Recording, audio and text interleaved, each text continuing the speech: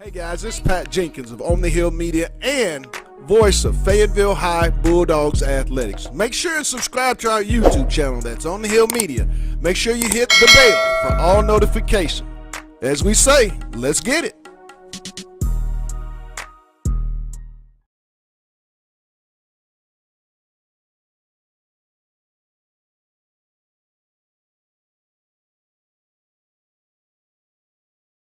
Bob has passed away, and I just want to personally say how grateful I was to him, and what a wonderful man, and we're all going to miss him. Obviously, there's a celebration of his life tomorrow, so I want to open it up, and I want Tom.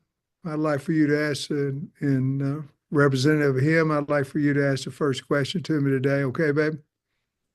That sounds good, and I appreciate you what you said today, and then also on the Liberty Bowl press conference, because we're all missing Bob, and it's not going to be the same around here. Yeah.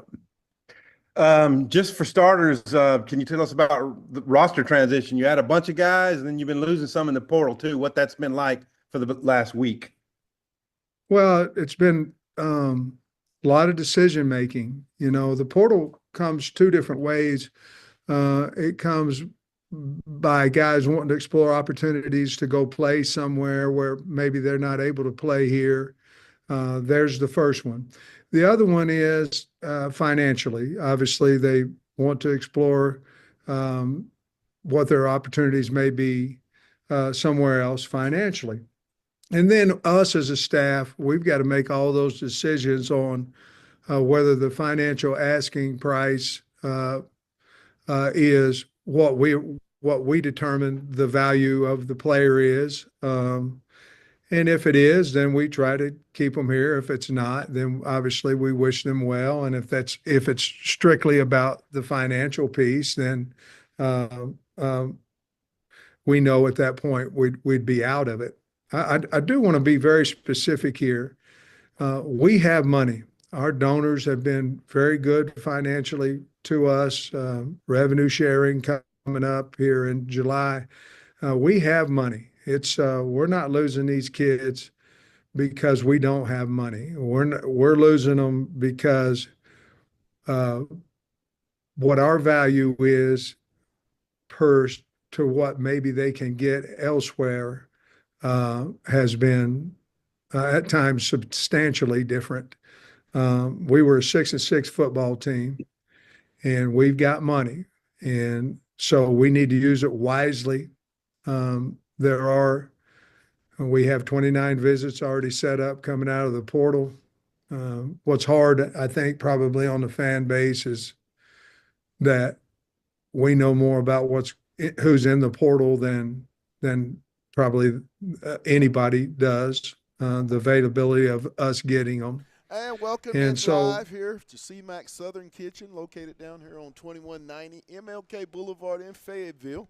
We're back for another week, as we'll be here today, Wednesday, and Thursday, talking all Razorbacks. We can talk high school. We can talk NILs. I know you guys want to. The portal's hot. There's a lot going on. We let you hear from the head hog for the first time since the Missouri football game that Saturday. From Coach Pittman, and I mean, he laid it out there. I want you to tell us, I mean, what do you think from listening to Coach? I mean, he says they have money, which I do believe they have a lot of money in place for the portal. And I think that's where it is. I mean, I've been reading throughout social media for the last 7 to 10 days, and a lot of people are getting real angry as to why some of the players are leaving because of NIL. If Arkansas says that they have money, I mean, sometimes you got to make a business decision.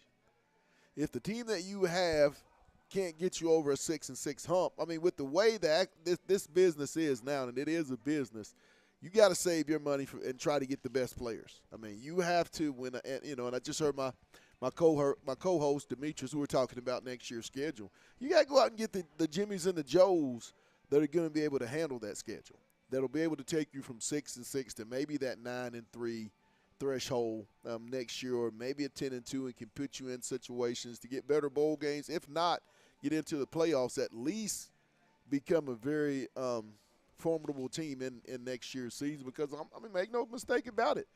The schedule is one of the most daunting schedules that Arkansas has had to face since they've been in the SEC, and probably the most daunting schedule with the addition of Oklahoma, making it 16 teams since the NCAA instilled this transfer portal. No, I will have to agree, Pat. And, that's why off the show, before we started, I stated, man, Arkansas is going to have to go get 10 to 12 impact players that can come in immediately and add to this team because right now, just looking at the schedule and looking at how these other teams, and I'm not talking about the SEC as a whole. I'm talking about the top half, okay?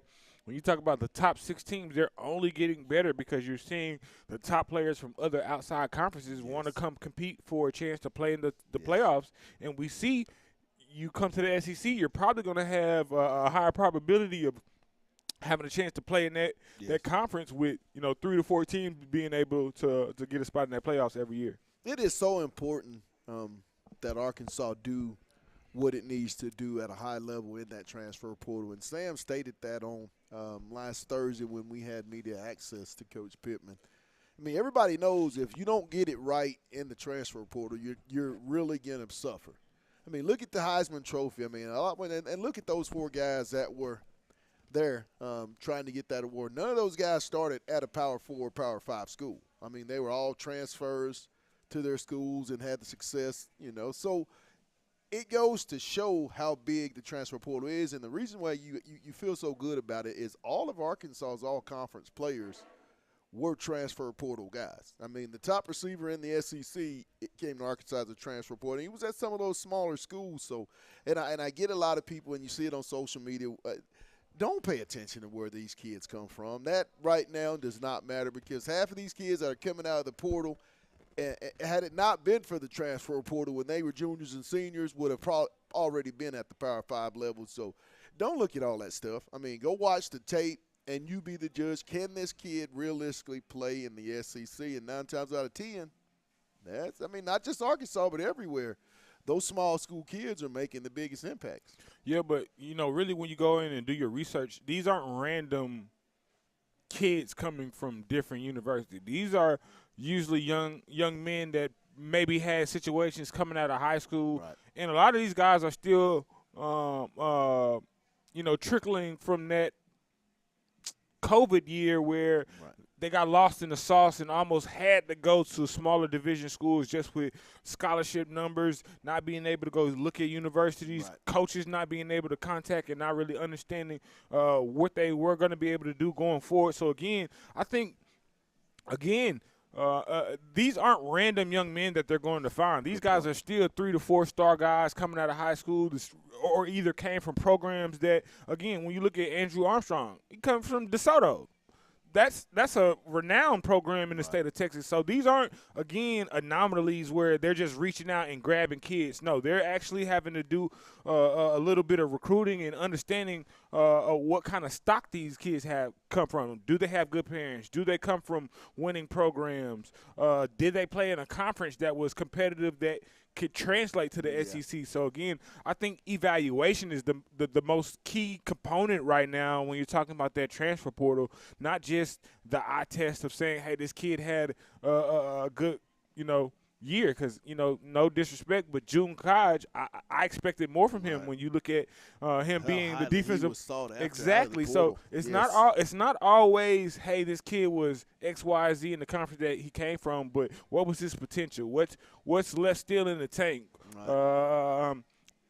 Developmental skills, where is he raw? So I think those are things that our coaching staff is really going to have to pay attention to because I think even when you talk about Arkansas, our room and margin for error is a lot smaller than a lot of these other competing programs, even if Sam is admitting, hey, we had the money. Well, money isn't everything. Right. If you can pay me but I'm still unhappy about my situation or the environment that I'm in, money doesn't matter. So, again, I think there's still some other components that we have to figure out being at the University of Arkansas for these kids to really want to stay.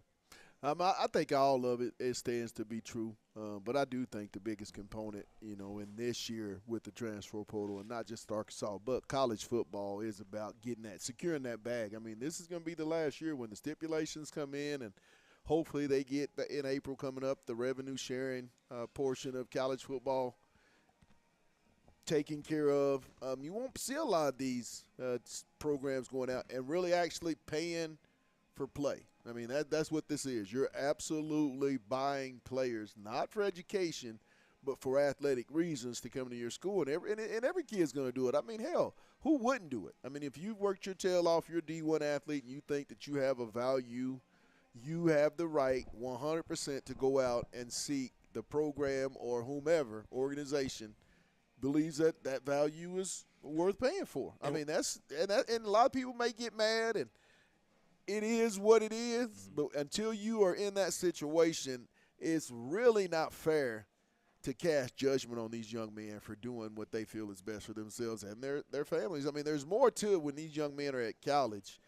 These kids might be, and these young women might be eating well, but all the situations that are going on back at their house. I mean, you know, the living arrangements. So, I mean, they have to make business decisions. Let's come clean with it. They have to make business decisions, and so does every college coach and his program. They have to make those hard decisions as well. And, Pat, let's just be honest.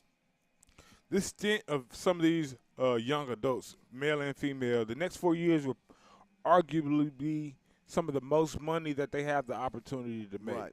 Right, absolutely. So you have to go do what's best for you, because you can say, man, not only is this money that I may never see again, even with having a degree, going into corporate America, you're not making $500,000 to $200,000. That's upper echelon management. That's CEO not type money. Yes, that's years into the corporation. So for young adults to have the opportunity to go make these large sums of money, you can't be upset. I just think we have to be careful about overcompensating and getting false promises, leading these kids to make decisions that ultimately take even opportunities away. Because a lot of these kids don't understand. Okay, let's just say you do go get this $500,000 situation. You get hurt, and now you're not playing football anymore, and now this is the $500,000 that you have to live off for the rest of your life, and now you got to come back to the state of Arkansas, where now your reputation was on you leaving the university, and not only leaving the university, leaving it, like Sam says, in a certain type of way where it leaves a nasty taste in your mouth. Like, you didn't have to leave in that way. I understand, because if an opportunity comes for me to get a pay raise, you know, you can't be upset about that. You have to understand that. But again, is did I go out and leave in the right manner and respectful way? So I think that's what a lot of these young men really have to think about, because a lot of them aren't used to confrontation. I mean, when you're 17, 18, 19, and you have adults talking to you about $400,000 or $500,000 or $600,000, $700,000, I mean, deal, it's hard to really put that into perspective. I mean, having not had a chance, like you said, Demetrius, had that much money in your lifetime, I mean, that's a large bunch of dough. I mean, that's just not chump change. And so a lot of these kids are seeing the dollar figure, not the value of the dollar. And I think that's where these agents are preying on these kids. That right there, I think, is ruining the NIL and what it was meant to be, the agent style of it. The agent style. And not just that, Pat. Like, a lot of these kids aren't really educated. They're getting these lump sums of money and saying, hey, I'm getting $500,000. No, you really got $250,000. Plus, you got to pay your agent. Plus, there's going to be some other state fees in there that you really not, thinking about. So not only are they taking numbers that they think they're going to get paid, they're not even understanding, well, if I go to this state, I have to accommodate to these working rules. And I think those are things that people aren't talking to these young men about, and is leading them to make, irrational decisions or just uneducated decisions because they don't have the proper management or consultation or agent representing them on behalf of them.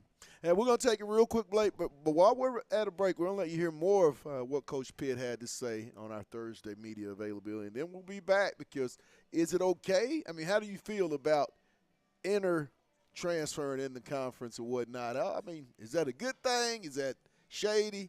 How do you feel? We'll tell you what we think. It's On the Hill, and it's our Wednesday edition. We'll be back. we've got to put in, a few more guys. Joe's obviously played a lot of ball in his career, not necessarily a lot here, but I'm high on Kobe Branham, and I think it'd be a great opportunity for him. Sort of like what Marion Harris's was a couple of years ago in the Liberty Bowl as well. Right.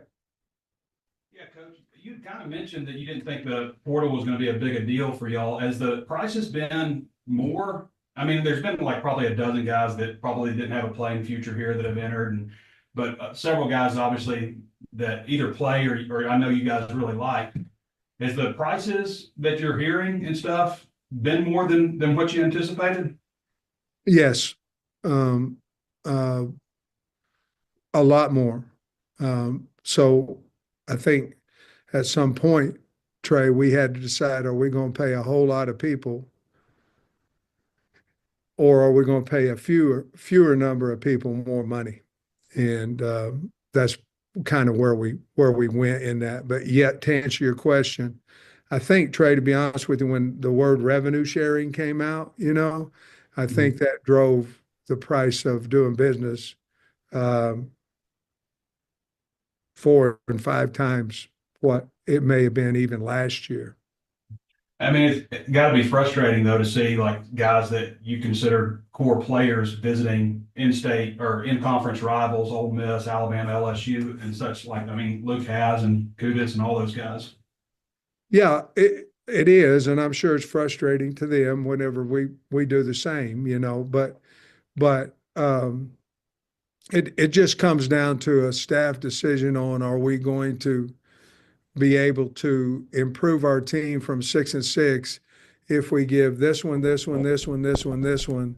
amount of the money there, because they're going to get better. The kids are going to get better. Southern Kitchen, located here in Fayetteville at 2190 MLK Boulevard. Hey, listen up. If you're just now tuning in and you hear this advertisement here on the Hill Media, if you'll come into the location here at 2190 MLK or 7420 West Sunset Avenue, that's their Tawnytown location, and say you just heard the advertisement for 25% off of your meal, and you heard it right here on the Hill Media, they will gladly take care of your meal, as they would love your support. And it's just really good food made Southern at heart, and like they say, it is just that good. So make sure if you heard that 25% off, if you'll come in and let them know you heard it here live on the Hill Media. I don't know what else to say. Just good food. But, hey, back to the conversation. Transfer portal. When you look at this transfer portal, I mean, here in the last 72 or so, 3 or 4 days, we should say, Kudus, Braxton, and Luke Haas all and Braun. And Braun goes to Kentucky. Those 3 go to Ole Miss. Inter-conference. Nico? Oh, no, he went to UCLA. Brad Spence to Texas. How do you feel about that? Is that shady? I mean, to me, like I just said before we went on break, you got to do what you got to do. And if that's the best business decision for you and your family, I'm not going to sit up here and hate on it. I'm not going to do that. I'm not going to feed into that because, as everybody know, I'm not for clickbait likes. I'm going to tell you what I need to tell you as truthfully as I can tell you and spin it how you want it. But, no, if that's the best school or program or whatnot, the best NIL situation for those individuals, I say more power to you. Go get your bag and, best wishes. Yeah, my thing is I think with the day and age we live in now, it's hard to have true journalism. Like, it's hard to really figure out what's real and what's fake now. You got all these guys, like even fans making, transfer, flyers and commitment flyers and seeing everybody make all these comments on commitment boards, and you don't know where these guys are transferring. You don't know if guys are staying. And right now, I really feel like it's hard as a media member to have people trust you. And it's not that people are doing a bad job recording or recruiting.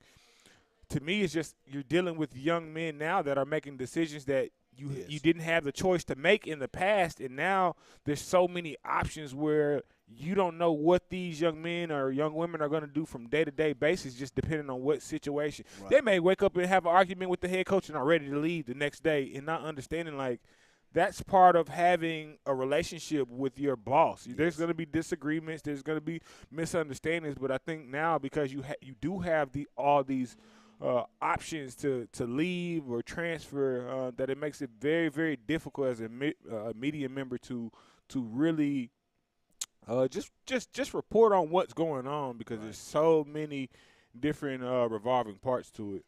And that's the bad thing about it. You know, when we grew up, I mean, there was a purity about college football. But I mean, I do understand why NIL and those things of that nature had to come into play, because I mean, there was too many kids that, like, you know, that were foregoing their sophomore year in basketball, and then after 3 years in football, they were foregoing their senior year for, you know, what they had to do was make financial decisions, and then, you know, having to go that 3 years in football, whatnot, outside of basketball, 3 year removed from your high school athletic season. Seeing if you were one of the fortunate ones to be good, having your jersey sold, you're not getting the money.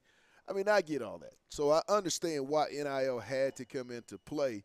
It's just, I think that, you know, once the powers that be that knew where the loopholes were started really exercising the loopholes, and I think that's where it became the wild, wild west, because this agent wanted to do more than this agent. And if you can get to the kids, it's all about who can get to the person first and present your case. And then now you've created that mindset with that athlete that, hey, this guy's saying I could get this guy's saying I could get this. What are you going to do? You're going to go in that room with your coach or whatnot, position coach, head coach, and you got to throw out the numbers. And now it's become a business. So I think that's where it's all gone wrong. I mean, you're throwing a lot of financial decisions at these teenagers, basically, these very young men. I'm going to call them very young men, and that is kind of hard. But I don't think it's wrong to stay. I don't think it's wrong to stay in the conference. Like you said, if it's the best thing for you, it's the best thing for you. No, I don't see anything wrong with it either. I think it's part of the game. You know, even when you look at it on a professional level, you try not to, you know, trade your best players to your opponent. But I mean, that's part of the business. You can't stop people from going with situations that fit them. Right. You know, the problem that I have is I think some of these agents have allegiances to some of these universities where they're getting bonuses and they're getting incentives, so you're starting to see them be the middleman between where a lot of these kids are making, or young adults are making their decision as far as their university of choice. So again, that's the part that I think is going to be hard to police, is who are in these kids' ear, and are they funneling athletes to certain universities based off of their previous alma maters, or and I can't say that's wrong. I just think in the tampering of during the season, because and you it know, goes on. Let's be honest. I am starting to question the situation where you got two players that arguably missed the whole entire season, just random, like that's and have the same agent, and like there's too many ands and similarities to like not see that there is or was something said see, that. like, but then we would know this in a minute. We see these type of little nuances as to the fans' naked eye. They don't understand that kind of thing. And, you know, I'm not going to get over here and say I'm all pro coaches, but I think these coaches nowadays are getting too much blame based on when these kids leave. I mean, it is about money. These coaches don't have the money. They can't personally go out and get the money. But I do think when, like you said, you have two guys that sit out pretty much and come back. One says that he was brought up to hate Ole Miss. I mean, and in less than a week, you've already made your decision. No, you've already made your decision weeks prior, and even probably in the season there was some talks going on, you know, third party between the families and those institutions. So that's not sugarcoat. We're not just picking on Ole Miss. There's no salt being thrown. So don't sit here and start saying those guys on the Hill media. No, that's not what we're saying, because I think everybody's tampering. Let's be honest. Everybody's doing it because when in Rome, you better do what the Romans do. I think what I'll say is I just think Arkansas needs to get a little better at it. If everybody's tampering, Arkansas needs to improve their game, because we need some help. I make a statement. I think the hustlers are going to hustle this year on Arkansas staff. I think Arkansas, the thing about it ain't just Arkansas. It's SEC in general, why this conference is so strong. Mm-hmm. all these staffs are loaded with elite recruiters. First and foremost, guys that build great relationships. And when you look at all these coaches throughout the country, we know one that's at Missouri defensive line coach Alfred Davis personally. Having known him during his time as a GA at Fayetteville High School, player at Arkansas, whatnot, he had a connection with these kids. And that's where it really boils down to. If you got the NIL and you can build a relationship before you talk finances, your chances of having a better chance of getting that kid to agree to something in the middle helps you out rather than not. And I think that's where all these coaches in the SEC have. And Arkansas is no different. I mean, to have guys from Alabama, Georgia, Georgia Tech, I mean, really big institutions come to your school on a visit just within the last 72 hours speaks volume. But, Pat, I still think, like, Arkansas is missing that brand factor on their coaching staff, man. I'm just prime example. You know, I was reading about how Mike Vick is thinking about going to Norfolk. You think kids aren't going to want to go to Norfolk and play? That's big. When have you heard D1 talent wanting to go to Norfolk, Virginia to play D1 football? But because the brand awareness that Michael Vick has, you think he ain't going to get 5-star quarterbacks going to? I do think with the success that Deion Sanders had absolutely at the HBCU level, it's going to open a lot of doors. That brings my point of, I think where Arkansas is going to have to do to get better, they're going to have to go find somebody that they can bring on staff from a strictly brand standpoint that can go out and recruit and be a notable factor. Because, all right, even when you look at a lot of these staffs, and this is no disrespect to T. Will, or they have notable players or they have notable connections somewhere on that coaching staff that this generation can connect to. Yes. That they can do it immediately.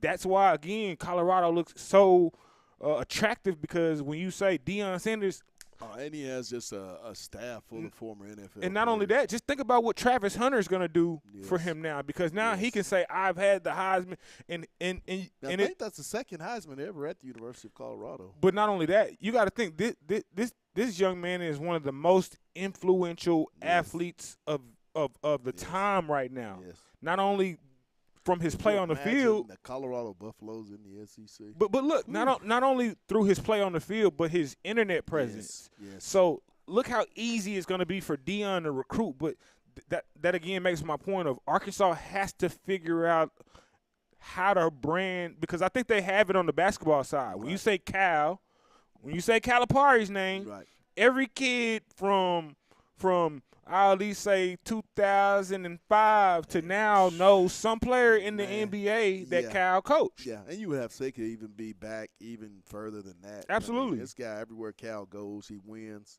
The guy was a great recruiter before he was a great head coach / recruiting head coach. And he just has a way to build relationships. I mean, Cal is Cal. I mean, when he walks in a building, you definitely know Calipari's there. There's a buzz in the room. I mean, I was at a tournament here in Fayetteville at Bulldog Arena at Fayetteville High School just a little over a week and a half ago, and Cal was there to see a couple of prospective recruits. And it was not a sellout in the gym, but the buzz in the gym made it feel like it was a sellout because Coach Calipari was there. Mm-hmm. I mean, let's just be honest. This guy is the guy. He's the GOAT of collegiate coaches out. He, Bill Self, and it's getting to where Danny Hurley is starting to be able to do that. But I think he and Bill Self are the two, and maybe you can go with Scott Drew. You can throw his name in there. That's been in the business so long that sometimes those names resonate in recruiting circle a lot bigger. I just feel like even if they go get somebody like Darren McFadden and put him in. You think he'd be a good GM? I think he'd be a I really wouldn't even say GM, but they need to bring somebody that can connect to this generation from name alone that will immediately, before I go see the campus, before I go hear who the coach is, I can just strictly say, before you think when Florida Gators go in the room, they don't say, Tim Tebow went here. And you know why I think I think that D-Mac would be? For the same reason that I think the guy at Andrew Luck is the GM at Stanford. Having gone to school there, but still been a high recruit, understands the money. I mean, he might be the face of it.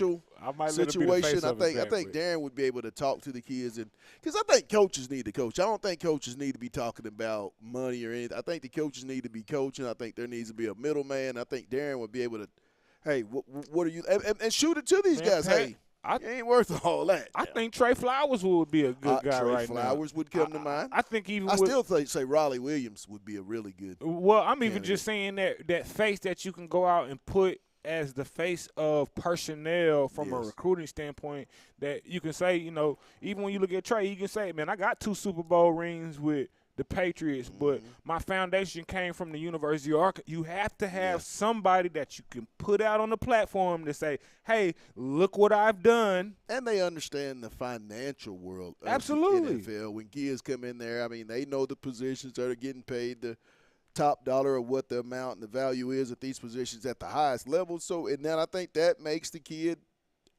receive the honesty a little bit deeper if you were to have a gym. But I do think they would have to be somebody that had NFL experience with them that went to the University of Arkansas. That makes it even stronger. And more so than honesty, it has to reflect. Like, Yes. I have to be able, because they work by their eyes. I have to visually see that you're telling me that this guy was the guy.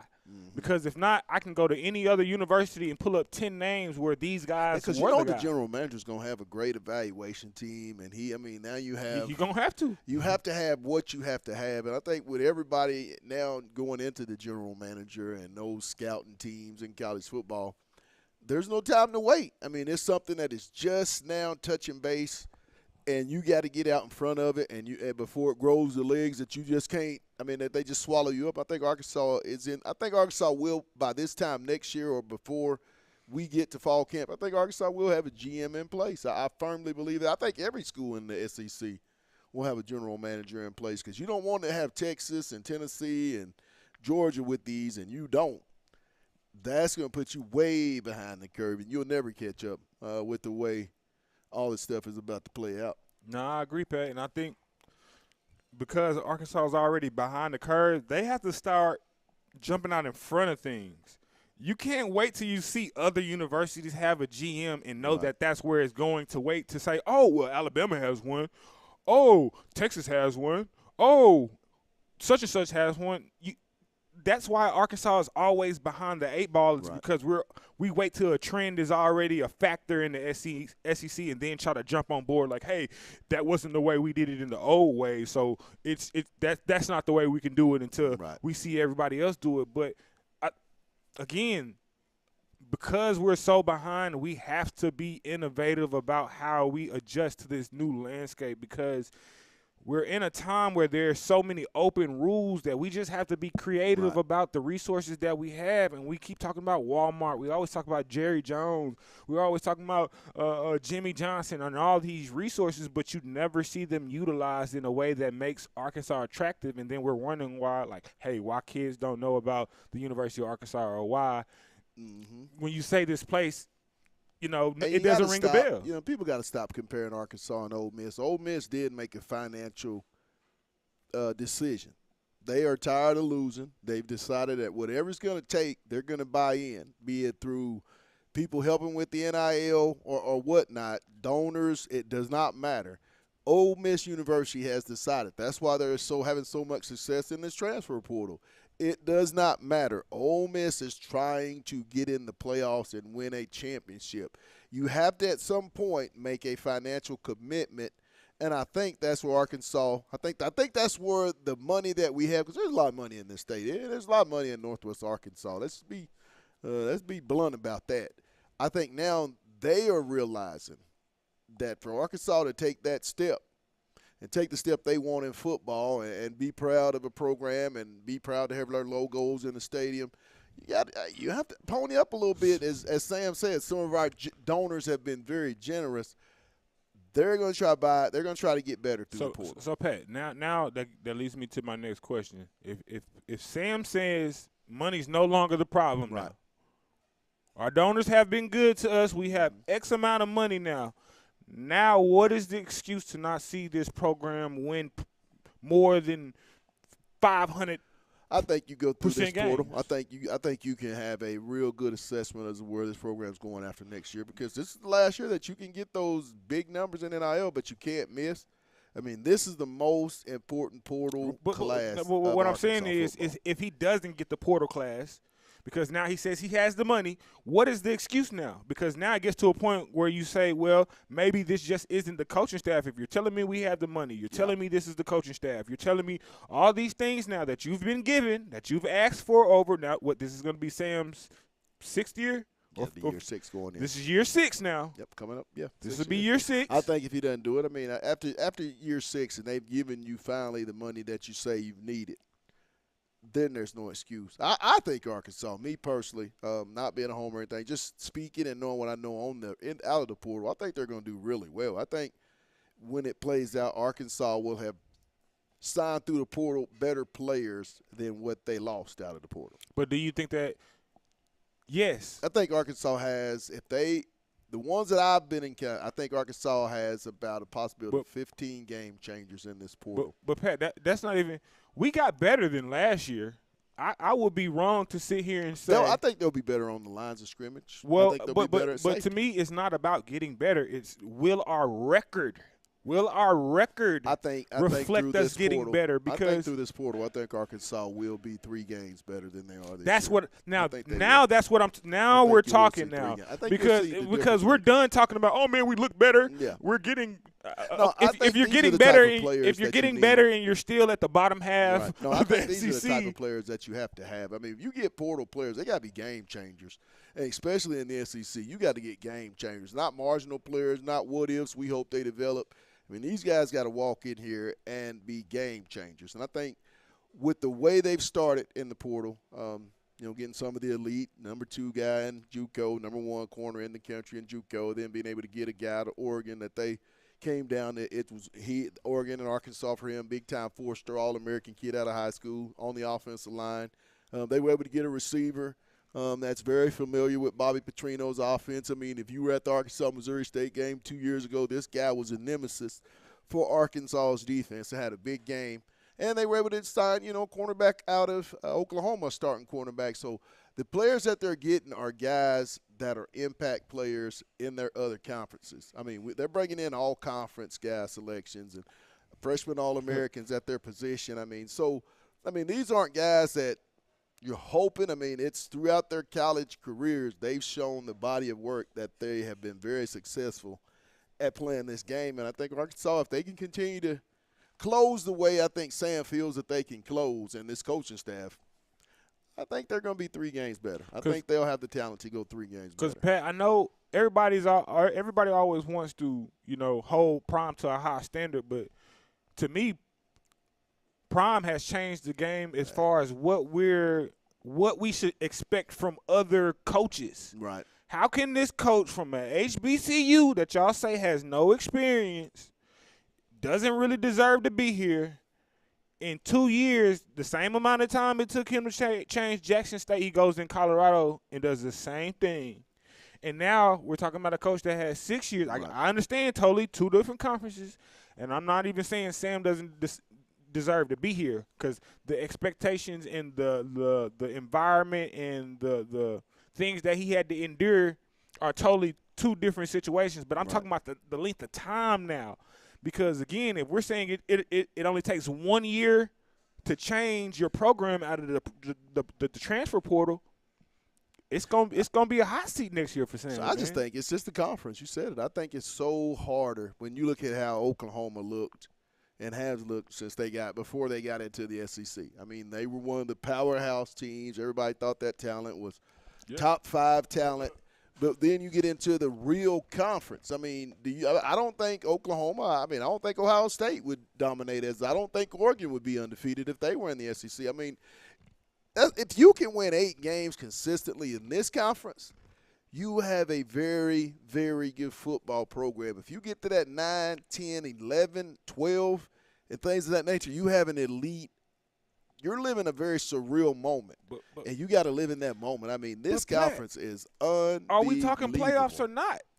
I think everybody talks playoffs. I think what needs to happen, I think if they rearrange and do what needs to be done, I think you'll see more SEC teams because the way it is, they cannibalize each other. There should not be But just Pat, three. there's in the never going to conference. come a time when they're going to give SEC all 12 because we're the hardest. I'm saying that sarcastically to mean to say that, man, it don't matter how good the SEC teams are because we're saying, hey, we have to have a balance of rules and what this consists of because we can't have an all-conference playoff. Right. So it doesn't matter how much crying or look at the records. The SEC is the big – they're only going to allow so many teams from this one conference in the playoffs. Right. So, again, I still think we got to figure it out. Yeah, college football, I think, we got to figure it out. I think college football is like the pros. You have to figure it out in the offseason by acquisition, and it's a year-to-year thing. And it always tells you in the pros that it will in college who did well in the offseason with acquiring the talent that they needed to take that next step. Because, Pat, to me, 9 games in the SEC now is only going to get you to a good bowl game. Yeah.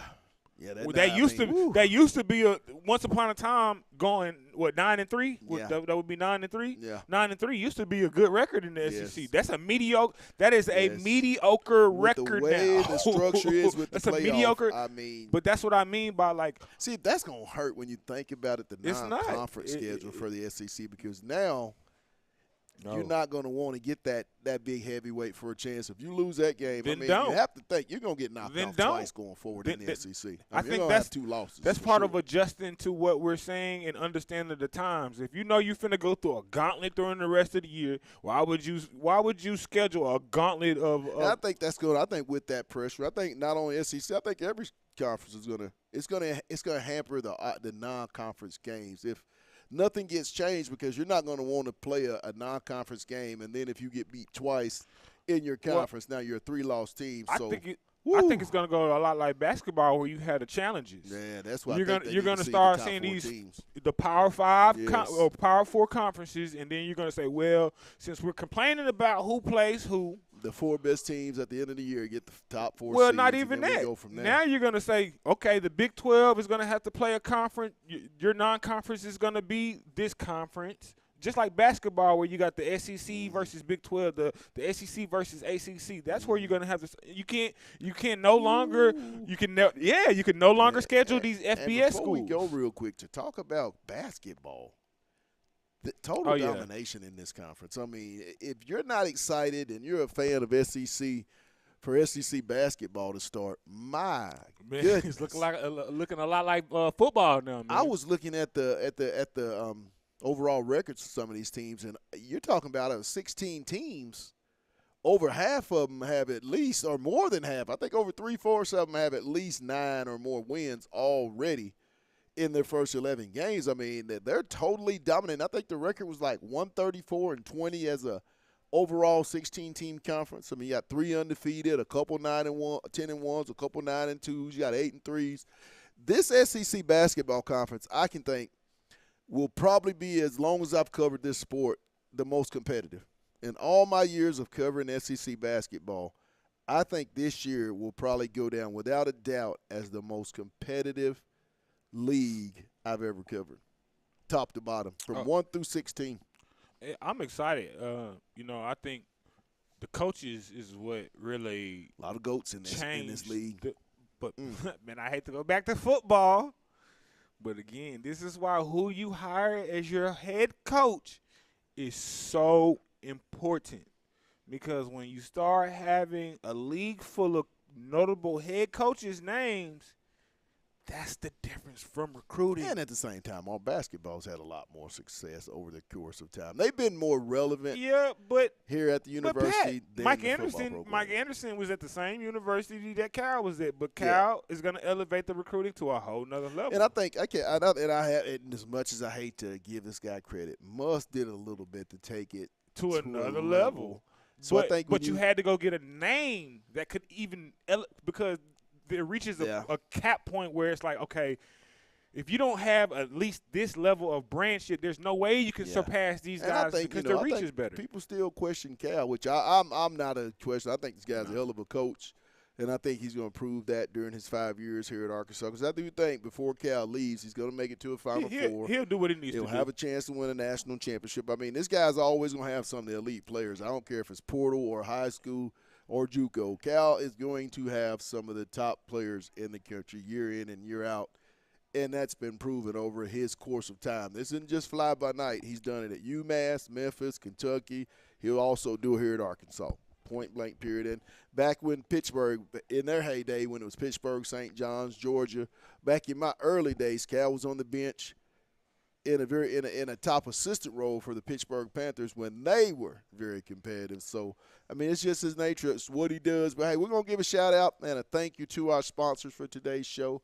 Lindsay and Associates, they have an office in Fayetteville. They also have an office in Rogers and their newest location in Bentonville. That's Lindsay and Associates. We bring great neighbors together. Also, First Choice Protection Systems, and get it.